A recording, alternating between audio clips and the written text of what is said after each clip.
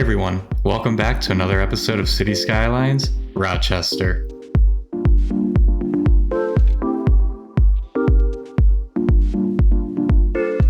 You may have noticed that today's episode is the longest in the series so far, and we have a lot to cover today. I'll finally be completing the downtown skyline, featuring some really amazing new custom assets.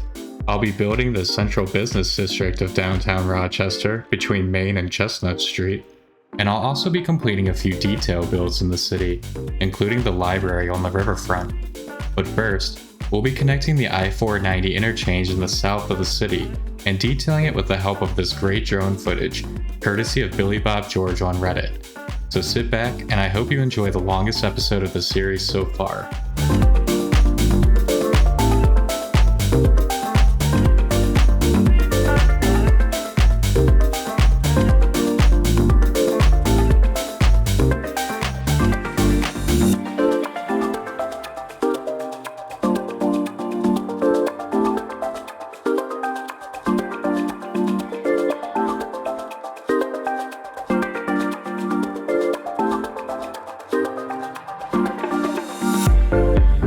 Starting off today, I'm building this interchange to the south of downtown Rochester and connecting it up to the city.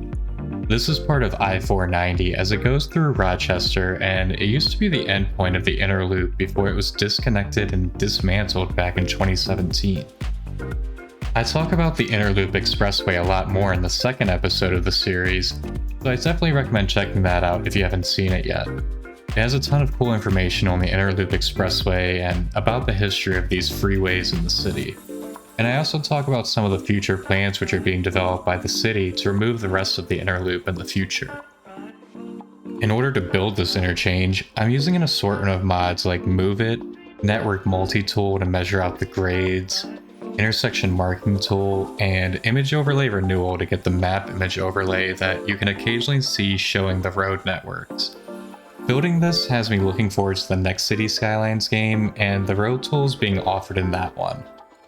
City Skylines 2 is of course the hot topic of the moment, and their dev diary on road tools just recently released, which looks like it will help to make complicated interchanges like this one a lot easier to create. I have to say I'm all for it, and the changes look like great improvements to the game because the current methods to make these involve a lot of mods, as you can tell, and a lot of extra work customizing the interchanges, especially the merge point that you have to keep messing with node controller until they're smooth. In City Skylines 2, it looks like it's a breeze to create stuff like this with the lane selections for the merging, and I'm excited to see a lot more as these dev diaries keep releasing this summer.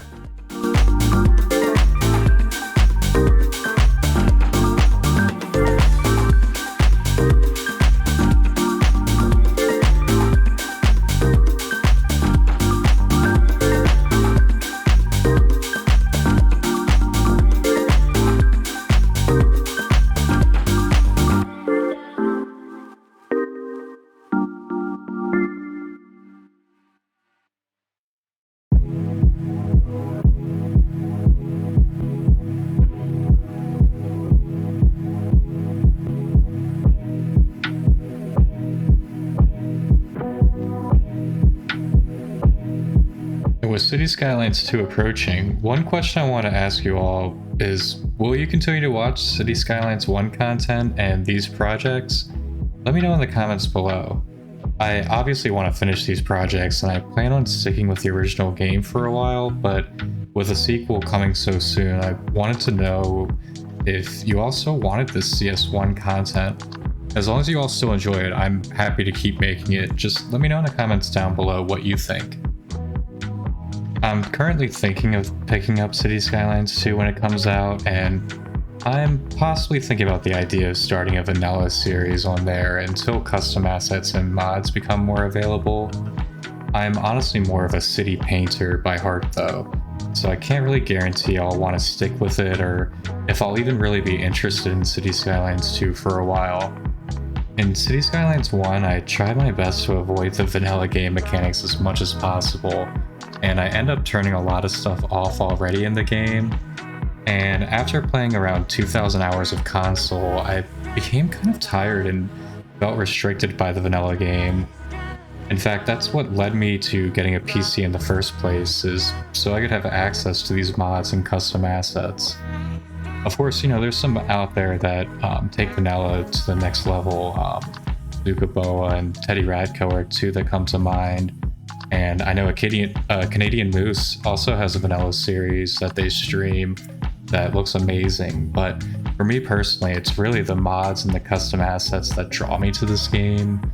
I like, specific realistic buildings and mods that allow for more flexibility and freedom. And I find that the vanilla game is sometimes restricting in that way. It forces creativity in other ways, of course, but yeah, just let me know what you think in the comments below. If you'd be interested in a vanilla series, I might try it and just see how it goes. But yeah, just let me know if you'd be interested in something like that with City Skylines 2 coming out this fall. Of course, another thing I'm really excited for is to start making some custom assets for CS2. I recently learned Blender with the help of Marijuana and the YouTube asset creation series by Ronix and Intense. It'll be really interesting once we're all able to get our hands on City Skylines 2 and see what kind of new creation tools and what improvements were made on that side of the game there as well.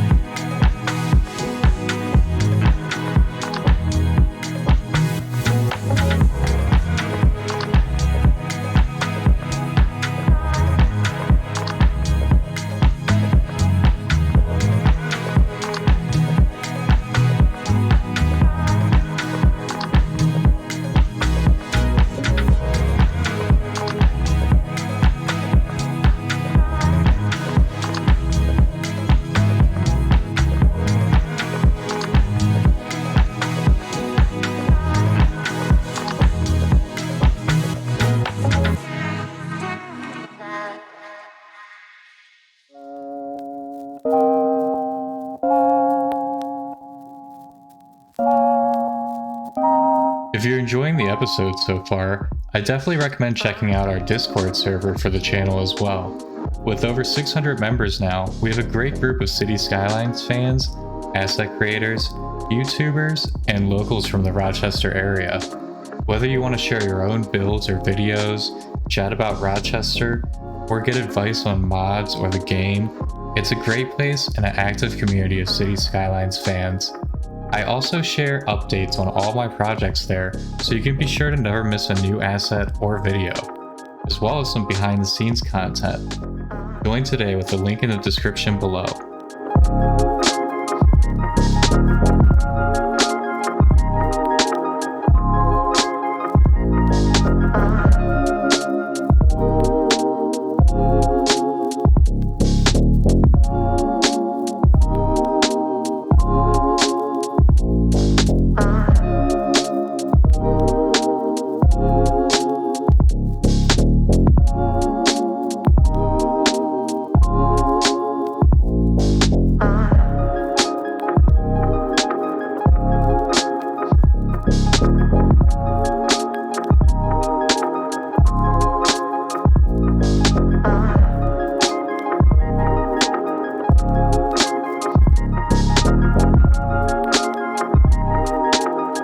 While I finish up the details on this interchange, I wanted to just share a few quick tips and tricks that I've learned that make detailing projects like this quicker and easier. You'll notice I use a lot of intersection marking tool, but now the mod is useful for more than just road lines.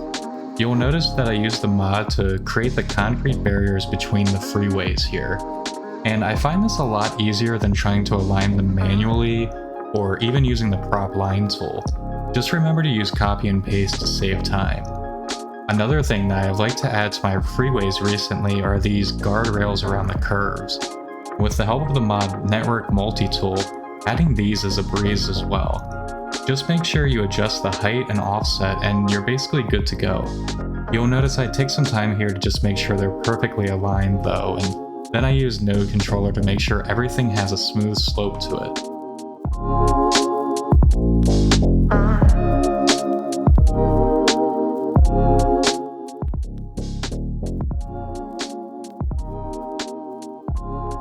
And finally, the finishing touch on this interchange is the sweeping pedestrian path that goes across all the lanes of traffic here and connects these neighborhoods up a little bit. I'm a big fan of pedestrian paths like this. It's not perfect, but it does increase the walkability around here, so you're not having to walk across these high-speed travel lanes to try to get to your destination. This is just kind of one of those situations where this is the best city planners could probably do here, unless you remove the entire freeway, which is a topic for another time.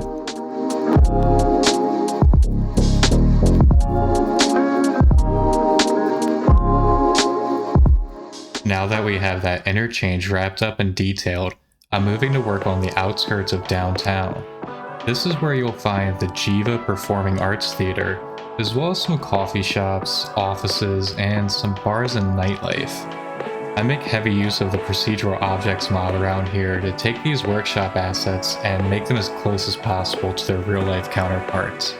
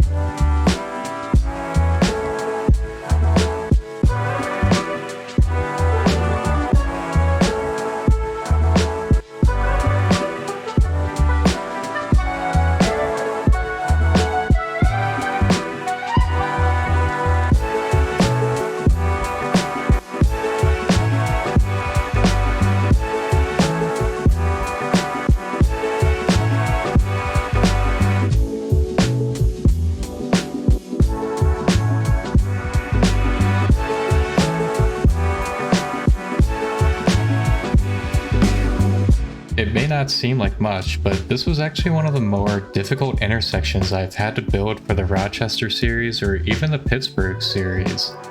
I spent a lot of time messing around with this one in Node Controller, trying to figure it out before I just deleted the roads and started from scratch.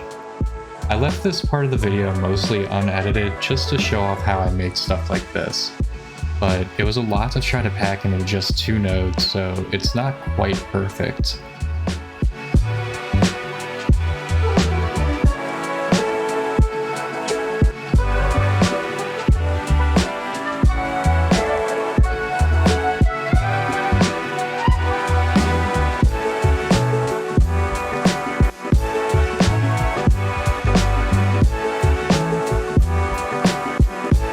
At the end here, we're left with this really big and awkward node, so I spent some time just adding some road decals here to try to get it to feel a little bit more natural with the rest of the environment.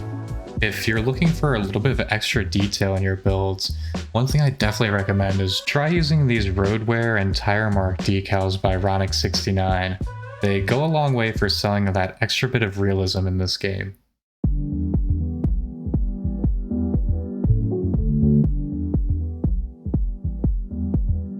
And finally, to put the finishing touch on this area, I'm making some PO highway signs.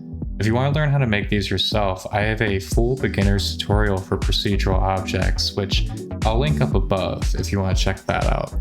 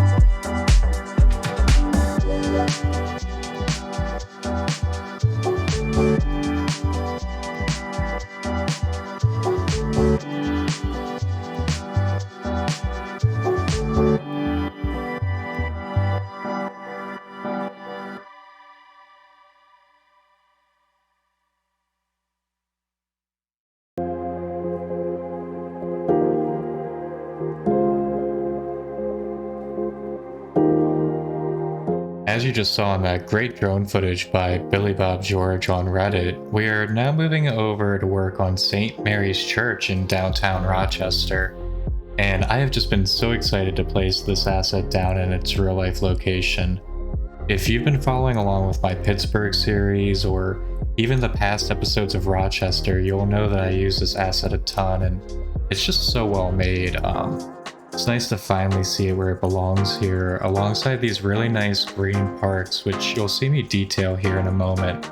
But if you want this asset, I've linked it down in the description below. It's St. Mary's Church by Feindbold, and like I said, it's just so well made. It's got a color map so you can color it however you want. It works so well in many different cities. Now, I've mentioned him a few times already in this video, but I really just want to thank Billy Bob George for reaching out to me on Reddit and offering to get some drone footage of the city for me. And it's really great to go alongside this video.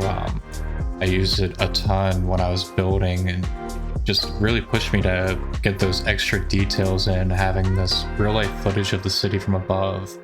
It helped a ton as reference footage, and yeah, you'll see me use it here more as I show off the skyline, but I wanted to give a big shout out to them for grabbing this footage.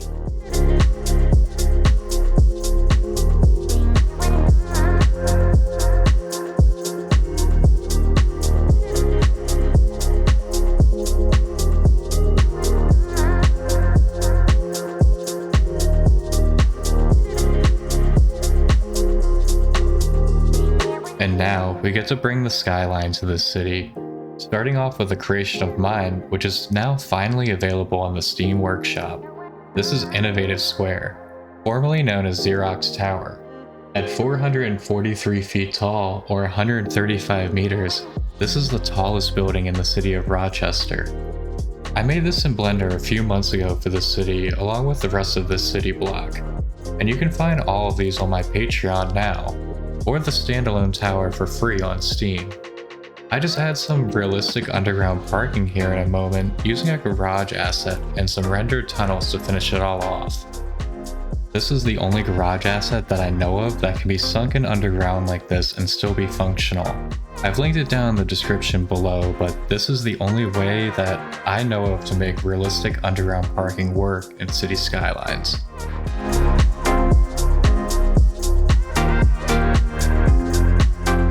Right across the street from Innovative Square, or the former Xerox Tower, we have two more additions to the city's skyline: the Legacy Tower by asset creator Mac Welshman and the Clemson Building by Intense. I asked for these two commissions for the city of Rochester to complete the skyline, and I hope you enjoy them for your cities as well. They're both now available on the Steam Workshop, and I'll have links in the description down below for both of these buildings. I want to give a big thank you to these two very talented asset creators for bringing these towers to life in-game.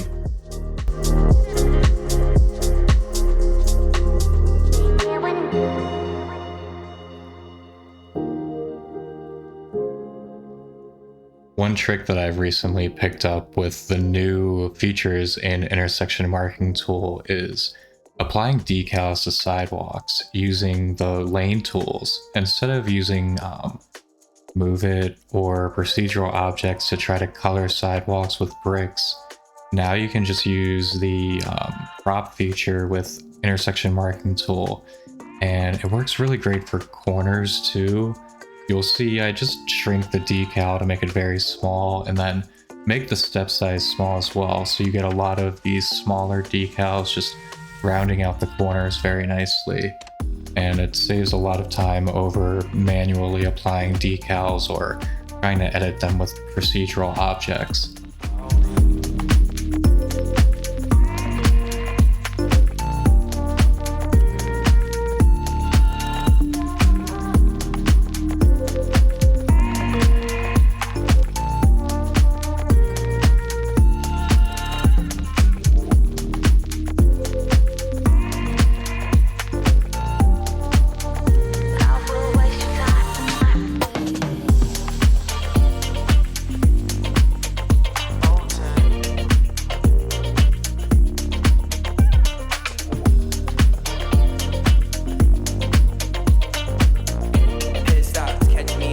This parking garage build across from the Legacy Tower was actually one of the more fun and challenging builds of the entire episode, and it's one that I didn't think was going to be possible before I actually finished it.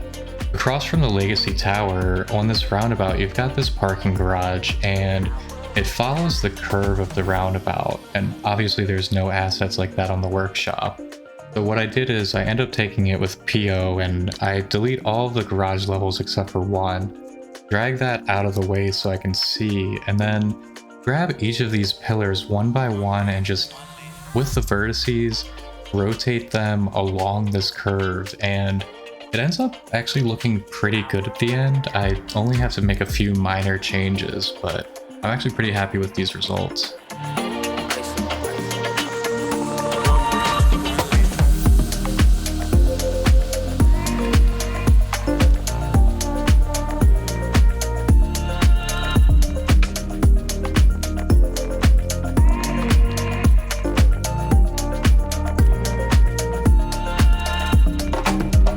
Moving over a bit to the northeast now, I'm completing some of the mid-rise areas seen in the outskirts of the central downtown core of the city.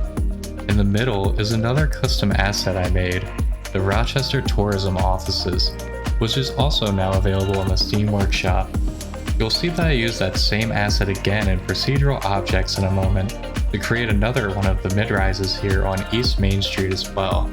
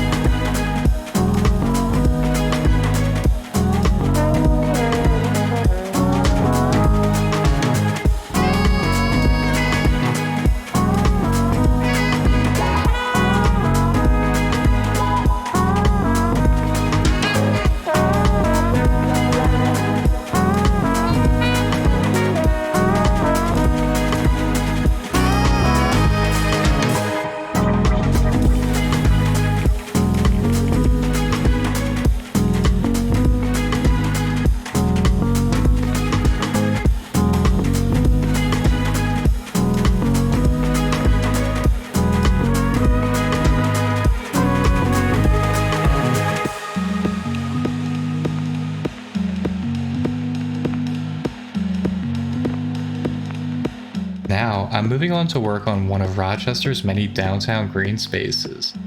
This park is actually a pretty recent addition to the city and is now the second biggest park in downtown Rochester, I believe. But even more recently, this Rochester sign was added to the park, and some Rochester locals in my Discord let me know about it. And with the help of some drone footage I was able to make it a prop and add it into the city. Along with that sign, I also went ahead and created some custom decals here for the trails, which you'll see I've colored blue with network skins too. But these decals with a custom Rochester logo look really cool, and I think it was worth the extra few minutes it took to make the custom textures.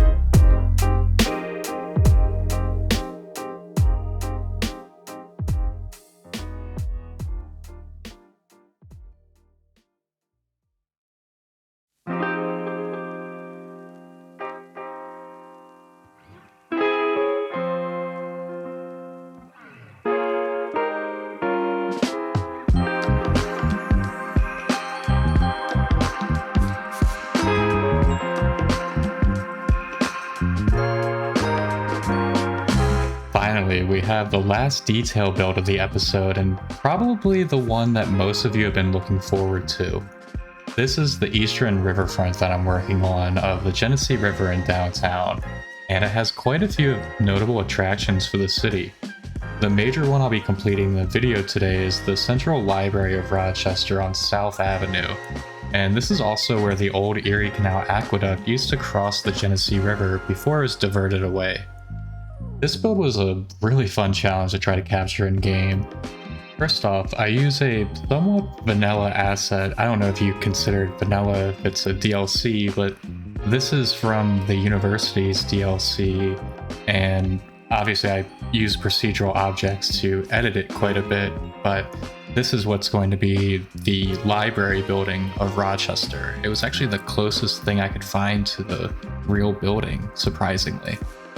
I used some of these tunnel and block props by Ronix69 to try to set up this scene here, and then brought it all to life using the same waterfall assets that I used for the High Falls waterfall in downtown.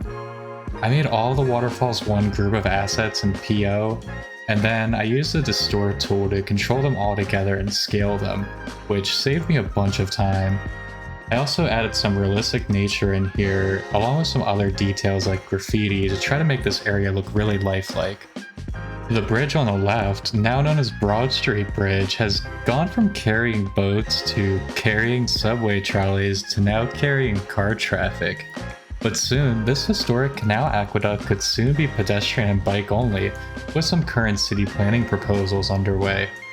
On the right, you'll also notice, if you're a local, something is missing, and I just want you to know, don't worry, I will be adding dinosaur barbecue soon. I'm just still in the planning process of trying to figure out how to tackle that iconic part of the city.